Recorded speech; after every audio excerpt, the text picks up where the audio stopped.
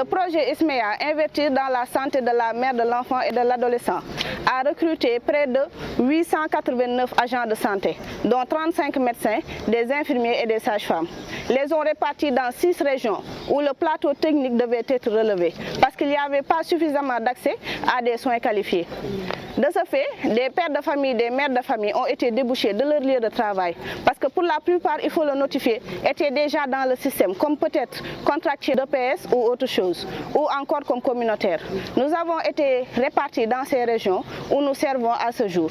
Mais depuis plusieurs mois, nous constatons des retards de salaire pouvant aller jusqu'au 15 du mois pour des gens qui n'ont ni heures supplémentaires, ni prise en charge médicale, ni allocation de logement. Donc ils sont obligés de se loger d'eux-mêmes, ils sont obligés d'assurer eux-mêmes leur propre santé et celle de leurs enfants.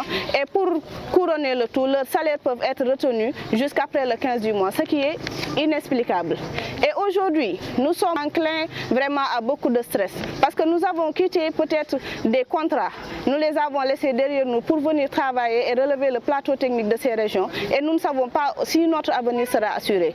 Aujourd'hui, nous sommes à la fin du projet, au tout début du projet, pour pérenniser l'action.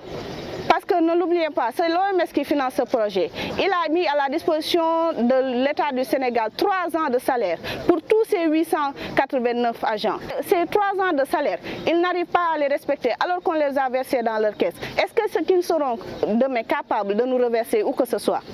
Aujourd'hui, on nous parle du plan Cobra. On nous dit qu'ils ne sont pas capables d'éponger toute la masse salariale. Que deviendront ces gens qui ont quitté de bons contrats pour venir ici? Que sera leur avenir demain? Ces postes qui sont aujourd'hui habitués à avoir des personnels de santé qualifiés, que deviendront ces malades? Vraiment, il y a toutes ces questions qui trottent dans nos têtes. Et nous voudrons vraiment avoir des réponses de la part de l'État du Sénégal. Aujourd'hui, le slogan du président est Djoubal Djoubanti. Il est temps de rectifier cette situation qui est une injustice.